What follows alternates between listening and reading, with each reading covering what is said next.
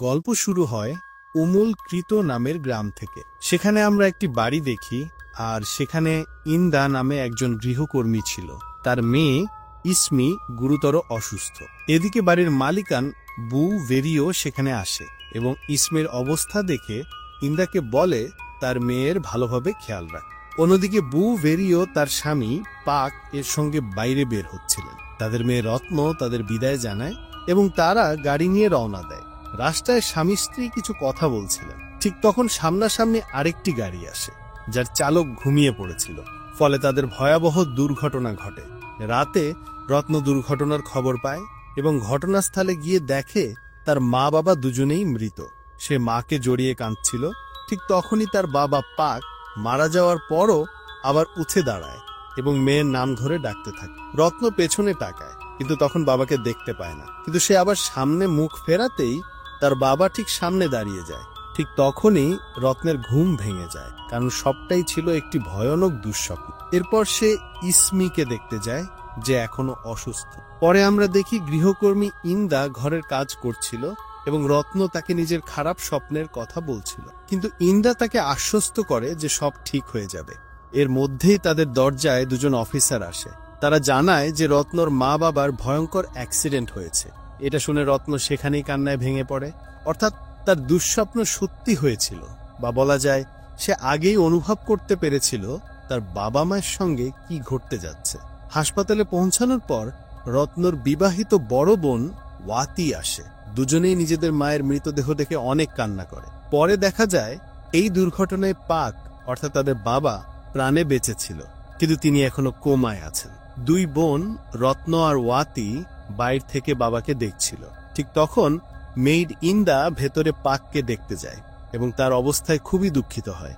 এরপর দুই বোন ঠিক করে বাবাকে হাসপাতাল থেকে বাড়িতে নিয়ে গিয়ে সেখানেই দেখাশোনা করবে। তারা বাড়িতে ফিরে আসে, যেখানে তাদের মায়ের জানাজা সম্পন্ন হয়। এদিকে পাকের প্রথম স্ত্রী গেম তার ছেলে তাজোকে নিয়ে আসে এবং রত্ন ও ওয়াতির সঙ্গে দেখা করে নিজের দুঃখ প্রকাশ করে। তিনি পাককে দেখার অনুমতি চান এবং রত্ন তাকে পাকের ঘরে নিয়ে যায়, যিনি কোমায় ছিলেন। গেম পাকের সামনে বসে কোরআনের কিছু আয়াত পড়তে থাকে। এদিকে বাইরে ওয়াতি ও তাজো কথা বলছিল সম্পত্তি, ভাগ বাঁটোয়ারা আর অর্থ সম্পর্কিত বিষয় নিয়ে। ওয়াতি তাকে বলে এই সময় এসব কথা বলা ঠিক নয়, কিন্তু তাজো বলে এতে তাদের সমস্যাগুলো সহজ হতে পারে।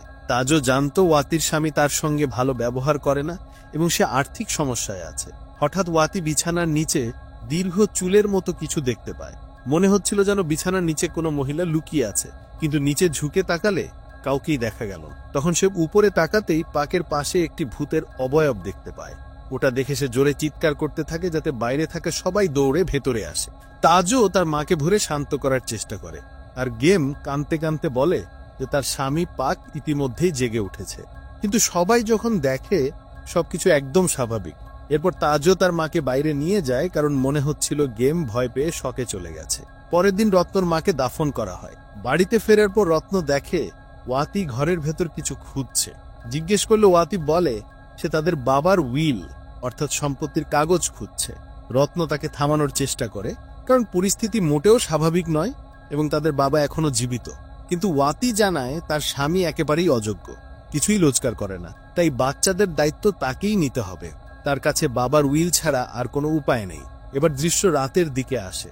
বাড়িতে সবাই দোয়া করছিল। এই সময় মেড ইন্দা দেখে ঘরের ভেতর দিয়ে একটি ছায়া হেঁটে যাচ্ছে। এটা দেখে সে দ্রুত পাকের ঘরে যায়, যেখানে সবকিছু ঠিকঠাকই ছিল। পরের দিন সকালে ওয়াতি তার বাচ্চাদের নিয়ে বাজারে ছিল। হঠাৎ সেখানে তাজও এসে তার সঙ্গে উইল নিয়ে তর্ক শুরু করে। ওয়াতি তাকে নিয়ে তার মায়ের বিরুদ্ধে খারাপ কথা বলতে থাকে এবং তাজও উত্তর হিসেবে ওয়াতির স্বামী নিয়ে খারাপ মন্তব্য করে। রাগে ওয়াতি তাজোকে চড় মারে। ঠিক তখন রত্ন এসে দুজনকে শান্ত করে, কিন্তু তাজও ভীষণ রেগে গিয়েছিল। রাতে আবার দোয়া পড়া শুরু হয়। দোয়ার মাঝখানে গেম উঠে পাক এর ঘরে যায় এবং সে পাকের বালিশের পাশে একটি তাবিজ রেখে দিচ্ছিল।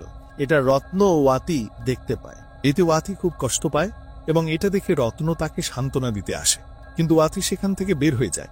তারপর রাতে সে আবার বাবার কাছে গিয়ে বসে। হঠাৎ তার বাবা আবার উঠে বসে এবং মরার মতো কাঁপতে ও ছটফট করতে থাকে। ওয়াতি তাকে সামলে আবার শুইয়ে দেয়। এরপর সে ঘর থেকে বের হতে যায়, কিন্তু গেটের কাছে তার বাবার ডেমন রূপে উপস্থিত হয়ে তার গলা চেপে ধরতে শুরু করে। ওয়াতি কোনোভাবে নিজেকে ছাড়িয়ে নেয় এবং সামনে তাকায়, কিন্তু সেখানে কেউ ছিল না। এতে সে এতটাই ভয় পায় যে মাঝরাতেই বাড়ি ফিরে যাওয়ার সিদ্ধান্ত নেয়। এখন আর তাকে উইল বা সম্পত্তি কিছুই লাগবে না। সে বাড়ির মেয়েড ইন্দাকে সব জানায় এবং তৎক্ষণাৎ নিজের বাড়ির পথে রওনা হয়। কিন্তু পথেই সে বাবার কণ্ঠস্বর শোনে, যা শুনে সে থেমে যায়। পিছনে তাকাতেই সে একটা ছায়া দেখতে পায় যা তার দিকে এগিয়ে আসছিল। মুহূর্তেই সেই ছায়া তার কাছে এসে যায়। সেটাই সেই ভূত ছিল। ভূতটি ওয়াতিকে ধরে ফেলে। দৃশ্য কাটে। পরের সকালে রত্ন নিজের মাকে মনে করছিল। তার শৈশবের একটি ঘটনা মনে পড়ে, যেখানে দেখা যায় যে তার বাবা আরেক মহিলার সঙ্গে সম্পর্ক করছিলেন। মা ব্যাপারটি জানতে পারলে বাড়িতে প্রচন্ড ঝগড়া হয়। অর্থাৎ রত্নর বাবা চরিত্রের দিক থেকে মোটেই ভালো ছিলেন না। দৃশ্য আবার বর্তমান সময়ে ফিরে আসে। কেউ এসে রত্নকে ওয়াতির ব্যাপারে খবর দেয়। রত্ন দৌড়ে সেখানে যায় এবং দেখে তার বোন ওয়াতিকে কেউ খুন করেছে। এটা দেখে সে ভেঙে পড়ে। মায়ের মৃত্যুর দুঃখ থেকে সে এখনো সামলে উঠতে পারেনি। তার উপরে আর একটা আঘাত নেমে এলো। মেয়েদিন্দা তাকে শখ ভুলে যেতে বলে। এখান থেকে দৃশ্য বদলে যায় এবং আমরা তাজোকে তার বাড়িতে দেখি। তার মায়ের শরীর খারাপ, তাই সে তার দেখাশোনা করছিল। ঠিক তখনই তাজো তার বাবাকে দেখতে পায়। সে বাবার দিকে এগোতেই তার বাবা হঠাৎ কাছে এসে হাওয়ার মতো মিলিয়ে যান। অর্থাৎ এখানে প্রচুর অতিপ্রাকৃত ঘটনা ঘটছিল। এদিকে রত্ন পাকের পাশে বসে কোরআন তেলাওয়াত করছিল। সে খুবই দুঃখী ছিল। ঠিক তখনই ইনভেস্টিগেশন অফিসাররা বাড়িতে আসে। তারা ওয়াতির মৃত্যুর ব্যাপারে রত্নর কাছে কিছু প্রশ্ন করতে এসেছে। তারা জানতে চায় ওয়াতির কারোর সঙ্গে ঝগড়া হয়েছিল কিনা। রত্ন তাদের জানায় তাজোর সঙ্গে সম্পত্তি নিয়ে তাদের ঝগড়া হয়েছিল। এতে পুলিশের পুরো সন্দেহ তাজোর উপর পড়ে। ফলে পুলিশ প্রপার্টির মামলায় তাজোর বাড়িতে সার্চ ওয়ারেন্ট নিয়ে যায়। তাজো বলে সে কিছুই করেনি, কিন্তু খোঁজাখুঁজির সময় তার কাছ থেকে অস্ত্র পাওয়া যায়। এটা দেখি তার পিছনে পুলিশ ধাওয়া পড়ে, কিন্তু তাজো পানিতে লুকিয়ে পালিয়ে যায়। রাতে রত্নর কাছে তার জন্য টার্জেন গিয়ে আসে এবং জানায় সে নির্দোষ, সে কিছুই করেনি। তারা একই রক্তের মানুষ, তাই সে এমন কাজ করতেই পারে না। তখন রত্ন তাকে বলে এই বিষয়টা আপাতত পুলিশকে সামলে দেওয়া উচিত।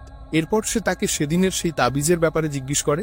তখন সে জানায় পাক একবার তাকে বলেছিল এক জিন তাকে ক্ষতি করছে, আর সেই জিনই তার শরীরের ভেতরে রয়েছে। সে তাবিজ এনেছিল যাতে তার বাবা অবশেষে শান্তি পায়, অর্থাৎ মৃত্যুর মাধ্যমে মুক্তি পেতে পারে, কারণ বর্তমানে তিনি খুব কষ্টের জীবন যাপন করছেন। আর সেই জিন তাকে না বাঁচতে দিচ্ছে না মরতে। অর্থাৎ এ পর্যন্ত যা কিছু ঘটছিল সবই জিনের কাজ। আর সে সেদিন যা করেছিল তা ওই জিন থেকে মুক্তি পাওয়ার চেষ্টাই ছিল, কিন্তু বাতি তাকে ভুল বুঝেছিল। এদিকে আমরা দেখি টার্জেন একটি কাঠের তৈরি শেডের বাইরে দাঁড়িয়ে। হঠাৎ সে দেখে শেডের ভেতরে এক লোক নিজের মাথা দেয়ালে আঘাত করছে। সে তাকে থামতে ডাকে, কিন্তু ঠিক তখনই একটা জিন তার সামনে এসে দাঁড়ায়। ওই সমস্ত দৃশ্য জিনই তাকে দেখাচ্ছিল। জিন তাকে মারতে এগোতেই হঠাৎ সেখানে মেড ইন্দা এসে যায়। তাকে দেখা মাত্রই জিনটি অদৃশ্য হয়ে যায়। এদিকে রত্ন বিছানায় ঘুমিয়েছিল। তখন তার বাবার গোঙানির শব্দ শুনতে পায়। সে দৌড়ে তার বাবার কাছে যায়। তিনি এখনো যন্ত্রণায় কাতরাচ্ছেন। তিনি বলেন তিনি আর সহ্য করতে পারছেন না, তার মৃত্যু চাই। রত্ন তখন তাকে কোরআনের আয়াত পড়তে শুরু করে। ঠিক তখনই সে ইসমির ডাক শোনে।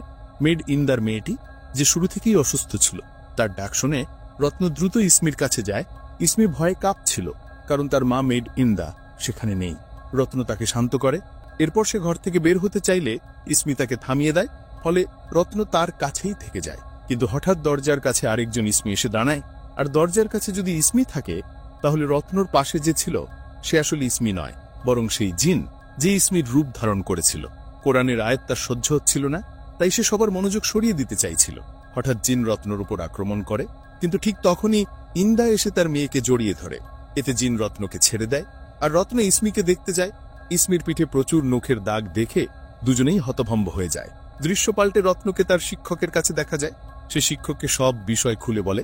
তার পরিবারের উপর একের পর এক অদ্ভুত ঘটনা ঘটছে, আর এ কারণে তার আল্লাহর উপর বিশ্বাস দুর্বল হয়ে যাচ্ছে। শিক্ষকটাকে সান্ত্বনা দিয়ে বলেন আল্লাহ সব সময় তাদের সাথে আছেন। এরপর তিনি রত্নকে একটা উপায় শেখান, যেটার মাধ্যমে সে জিনকে ডেকে জানতে পারবে আসলে তার চাওয়া কি। শিক্ষকের শেখানো পদ্ধতি অনুসারে রত্ন জিনকে আহ্বান করে। তখন জিন হাজির হয়ে পাকের দেহ ব্যবহার করে তার সঙ্গে কথা বলে। রত্ন তার নাম জিজ্ঞেস করলে জিন নিজের নাম জানায়। এরপর রত্ন জানতে চায় সে কি চায়। জিন জানায় সে রত্নকে চায়। এটা শুনে রত্ন আতঙ্কিত হয়ে যায় এবং সরে যেতে চাইলে জিন তার উপর ঝাঁপিয়ে পড়ে। ভয়ে রত্ন বাইরে দৌড়ে বেরিয়ে আসে। পরদিন সে আবার শিক্ষকের সঙ্গে দেখা করে এবং সব বলে। সেখানে একটা চমকপ্রদ তথ্য জানা যায়, পাক অনেক আগেই মারা যেত যদি জিন না থাকত। কোনোভাবে জিনই পাককে বাজিয়ে রেখেছিল, আর যদি জিনকে শেষ করতে হয় তাহলে পাককে মুক্তি দিতে হবে। শিক্ষক বলেন আজ রাতে তারা প্রার্থনা এবং রিচুয়াল করবে, যাতে তার বাবা শান্তের সঙ্গে মৃত্যুবরণ করতে পারেন। অন্যদিকে ইন্দাকে দেখা যায় সে তাজোর কাছে খাবার নিয়ে যায়। এখান থেকে বোঝা যায় তাজো আর ইন্দার মধ্যে ভালো সম্পর্ক আছে। খাবার খেতে খেতে তাজো ভাবছিল শেষপেশ তার কাছে খুনের অস্ত্র এলো কি করে। তখন ইন্দা জানায় অস্ত্রটা সেই তাজোর ঘরে রেখে এসেছিল, আর খুনটাও সেই করেছে। কেন করেছে তার কারণও জানায়। সে বলে তার মেয়েকে বাঁচানোর জন্যই তাকে এই কাজ করতে হয়েছে। অর্থাৎ ইন্দার মেয়ের অসুস্থতার সঙ্গে চারপাশে যা ঘটছিল দুটির মধ্যে নিশ্চিতভাবেই কোনো সম্পর্ক ছিল। এসব কথা শুনে তাজো রেগে গিয়ে ইন্দার গলা টিপতে থাকে। ঠিক তখনই তাজোর শরীর কাঁপতে শুরু করে। সে মাটিতে লুটিয়ে পড়ে এবং তরপাতে তরপাতে মারা যায়, কারণ ইন্দা তার খাবারে আগে বিষ মিশিয়ে দিয়েছিল। কিন্তু প্রশ্ন হলো সে এসব করছে কেন? এমনকি তার আচরণও অদ্ভুত ছিল। রত্নর বোন মারা যাওয়ার পরও সে রত্নকে বলেছিল টেনশন নিও না, বেশি ভাগো না। সাধারণত কেউ এমন কথা বলে না। কেউ মারা গেলে মানুষ সাধারণত সান্ত্বনা দেয়, স্বাভাবিকভাবে কথা বলে, কিন্তু এভাবে অবহেলার মতো কথা কেউ বলে না। অর্থাৎ ইন্দার মধ্যে নিশ্চিতভাবে অস্বাভাবিক কিছু ছিল। এরপরে দৃশ্য দেখা যায় মানুষ তাজোর লাশ খুঁজে পায়। তাজোর মা ছেলের মৃতদেহ দেখে কান্নায় ভেঙে পড়ে। রাতে ইন্দা তার মেয়ের পাশে বসেছিল। ইসমির পুরো শরীরে নখের দাগ ছড়িয়ে পড়ছিল। তখন রত্ন সেখানে এসে জানায় তারা তার বাবাকে শান্তির সঙ্গে মৃত্যুবরণ করানোর জন্য রিচুয়াল করছে। কথা বলে রত্ন বাইরে চলে যায়। বাইরে এসে শিক্ষক ও রত্ন রিচুয়াল শুরু করে। শিক্ষকের নির্দেশে রত্ন তার বাবার উপর পবিত্র জল ঢালতে থাকে। পানি পড়তে পড়তে ইসমিক শরীর ও যন্ত্রণায় শুরু হয়। রত্ন ক্রমাগত পানি ঢালতে থাকে। এটা দেখে ইন্দা খুশি ছিল না। সে ছুটে যায় মেয়ের কাছে। এদিকে রিচুয়াল সফল হয়, কিন্তু ভেতরে ইসমিক জ্ঞান হারিয়ে ফেলে। এটা দেখে ইন্দা বাইরে ছুটে এসে রত্নর উপর আক্রমণ করে। শিক্ষকটাকে থামাইতে গেলে ইন্দার হাতে নিহত হয়। তখন রত্ন ইন্দাকে জিজ্ঞেস করে সে সব করছে কেন। এখানেই প্রকাশ পায় পুরো সত্য। ইন্দা জানায় তার সমস্ত কাজের লক্ষ্য ইসমিকে বাঁচানো, এবং সে পুরো ঘটনাটির অতীত গল্প বলতে শুরু করে। ঘটনাটা বহু বছর আগের। তখন ইন্দা পাকের বাড়িতে কাজ করত। মনে আছে হাসপাতালের দৃশ্যে পাককে দেখে ইন্দা খুব ভেঙে পড়েছিল। কারণ ছিল সেই সময় পাক ও ইন্দার মধ্যে প্রেমের সম্পর্ক ছিল, এবং শুরুতেই যে বলা হয়েছিল পাকের স্ত্রী তাদের সম্পর্ক জেনে গিয়েছিল, সে মূলত ইন্দাই ছিল। প্রেমের সম্পর্কের পর ইন্দা গর্ভবতী হয়ে পড়ে। পাকের স্ত্রী যখন এটি জানতে পারে সে ভীষণ রেগে যায়। পর ইন্দার কন্যা ইসমির জন্ম হয়। ইসমি বড় হওয়া শুরু করলে পাকের স্ত্রী তার প্রতি আরো ঘৃণা ও শত্রুতায় ভরে ওঠে। সেই ঘৃণা থেকেই সে ইসমির ওপর কালাজাদু করানোর সিদ্ধান্ত নেয়। অর্থাৎ ইসমি ছিল পাকেরই মেয়ে। এখন প্রশ্ন, পাকের উপর কালাজাদু কাজ করছিল না কেন? কারণ পাকের ভেতরে একটা প্রোটেক্টর জিন ছিল। এই জিনের কারণে কোনো কালাজাদু তার উপর লাগছিল না। উল্টো পাকের স্ত্রী করা কালাজাদুগুলো গিয়ে ইসমিকেই আঘাত করেছে, যার ফলে সে অসুস্থ, দুর্বল ও ক্রমাগত কষ্টে ভুগতে থাকে। পাকের স্ত্রী ইসমিকে নিজের স্বামীর ভুলের ফল মনে করে তার উপর আরো রাগ পুষে রাখত। এসব দেখে ইন্দার মন ভেঙে যাচ্ছিল। তখন পাক তাকে প্রতিশ্রুতি দেয় সে ইসমিকে কখনো কিছু হতে দেবে না, কারণ তার ভেতরের যে প্রোটেক্টর জিন, পাক মারা গেলে সেটি তার সন্তানদের মধ্যে প্রবেশ করবে। আর ইন্দা চেয়েছিল এই প্রোটেক্টর জিনটি যেন তার মেয়ে ইসমির ভেতরে যায়, তাহলে ইসমি সুস্থ ও সুরক্ষিত হয়ে যাবে। এই কারণেই ইন্দা পাকের সব সন্তানদের একে একে হত্যা করতে শুরু করে, যেন পাক মারা গেলে জিনের সামনে ইসমির শরীরে প্রবেশ করা ছাড়া আর কোনো বিকল্প না থাকে। অর্থাৎ এতক্ষণ পর্যন্ত যেসব মৃত্যু ঘটে গেছে সেগুলো জিন করেনি, সবই ইন্দার কাজ ছিল। ওয়াতিকে সে তাই মেরেছিল পাক মারা গেলে জিন ইসমিকে নেছে নেবে এই নিষ্ঠাদ্য তৈরি করতে। ইসমির পিছে যে ভয়ঙ্কর দাগগুলো দেখা যাচ্ছিল সেগুলো কোনো ভূতের কারণে নয়, পাকের স্ত্রীর করা কালা জাদুরই প্রভাব ছিল। এবং সম্ভবত রত্নদের যে দুর্ঘটনা ঘটেছিল সেটিও ইন্দার পরিকল্পিত ছিল। এগুলো শুনে রত্ন ইন্দাকে থামানোর চেষ্টা করে, কিন্তু দুজনের মধ্যে লড়াই লেগে যায়। লড়াইয়ের মধ্যে ইন্দা রত্নকে ছুরি মারে, রত্নের মৃত্যুর দিকে ঢলে পড়ে। ঠিক তখনই পাকের মৃতদেহ থেকে প্রোটেক্টর জিনটি বের হয়ে এসে রত্ন শরীরে প্রবেশ করেন। সে রত্ন রক্ষাকর্তা হয়ে যায়। জিন প্রভাবিত রত্ন তখন ইন্দার পিছু নেয়, কারণ ইন্দা তাকে হত্যা করতে চেয়েছিল, আর এই জিন তাদের রক্তরেখার রক্ষাকারী। রত্ন ইন্দাকে তাড়া করে ধরে ফেলে এবং তাকে শেষ করে দেওয়ার ঠিক মুহূর্তে ইসমির ডাক দিতেই ইন্দার মা তাকে খুঁজতে যায়। ইসমির আওয়াজ শুনে সেই জিন তার কাছে আসে। তখন ইন্দা জিনকে অনুরোধ করে তার মেয়েকে ছেড়ে দিতে, কিন্তু জিন ইসমিকে মারতে চাইছিল না। সে ইসমির উপর থাকা কালাজাদু পুরোপুরি ভেঙে দেয়, ফলে ইসমি আগের মতো স্বাভাবিক হয়ে যায়। মানে এতদিন ইন্দা যা যা করেছে সবই মেয়ের জন্য, অথচ জিন কালাজাদুর ভাঙার ক্ষমতা ছিল। সুতরাং ইন্দা চাইলে আগে জিনকে অনুরোধ করতে পারত, কিন্তু সেটা করেনি। সে বরঞ্চ অসংখ্য পাপ করেছে। অথবা এটাও হতে পারে পাক আগে জিনকে প্রতিশ্রুতি দিয়েছিল সে ইসমিকে কোনো ক্ষতি হতে দেবে না। ইসমির আওয়াজ শুনে সেই জিন তার কাছে আসে। তখন ইন্দা জিনকে অনুরোধ করে তার মেয়েকে ছেড়ে দিতে, কিন্তু জিন ইসমিকে মারতে চাইছিল না। সে ইসমির উপর থাকা কালাজাদু পুরোপুরি ভেঙে দেয়, ফলে ইসমি আগের মতো স্বাভাবিক হয়ে যায়। মানে এতদিন ইন্দা যা যা করেছে সবই মেয়ের জন্য, অথচ জিন কালাজাদুর ভাঙার ক্ষমতা ছিল। সুতরাং ইন্দা চাইলে আগে জিনকে অনুরোধ করতে পারত, কিন্তু সেটা করেনি। সে বরঞ্চ অসংখ্য পাপ করেছে। অথবা এটাও হতে পারে পাক আগে জিনকে প্রতিশ্রুতি দিয়েছিল সে ইসমিকে কোনো ক্ষতি হতে দেবে না, তাই জিন বিষয়টা আগেই জানতো এবং ইসমিকে ছেড়ে দেয় এবং তার কালাজাদু ভেঙে দেয়। তার উপর ইসমিও পাকের রক্তের বংশধর। এরপর জিন সেখানে যা করার ছিল করে, তারপর আবার অদৃশ্য হয়ে যায়। রত্ন পুরোপুরি সুস্থ হয়ে ওঠে। দৃশ্য বদলে দেখা যায় মানুষ ইন্দাকে গ্রেফতার করে নিয়ে যাচ্ছে তার করা খুনের জন্য। এখন থেকে স্মিথ দেখাশোনা করবে রত্নই, আর ভবিষ্যতে কোনো বিপদ আসলে জিন সবসময় তার পাশেই থাকবে। এভাবেই সাকারাতুল মৌত সিনেমার গল্প শেষ হয়। এটি একটি ইন্দোনেশিয়ান হরর ফিল্ম, আর কনসেপ্টটাও বেশ আলাদা।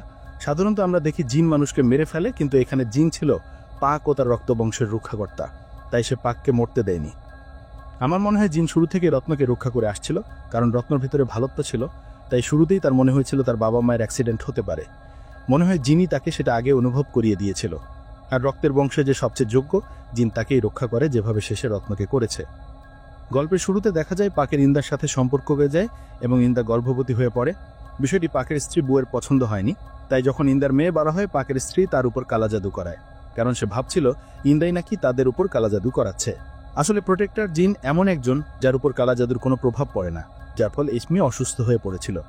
এখন ইসমিকে বাঁচানোর একমাত্র উপায় ছিল যদি পাকের প্রোটেক্টর জিন সামহাও তার নিজের রক্তের বংশধরের মধ্যে চলে আসে, তাহলে সে বাঁচতে পারত। এটাই ইন্দা চেয়েছিল, তাই সে একে একে পুরো পরিবারের সন্তানদের মেরে যাচ্ছিল। অর্থাৎ তারাই যারা মারা গিয়েছিল তাদের মধ্যে তাজও ওয়াতিও ছিল। পাককেও মেরে ফেলার চেষ্টা ইন্দাই করেছিল, যাতে তার জিন শেষ পর্যন্ত তার মেয়ের মধ্যে চলে আসে। এখানে রত্নকেও মারার পরিকল্পনা ছিল, কিন্তু জিন তাকে বাঁচায়। মনে হচ্ছে এই জিন রত্ন বা স্মিথ যে কোনো একজনকে প্রোটেক্ট করতে পারে। প্রাথমিক প্রোটেক্টর পাক মারা যাওয়ায় এখন কেবল রক্তের বংশের চেয়ে দুজনই বেঁচে ছিল, এবং জিন তাদেরই রক্ষা করবে।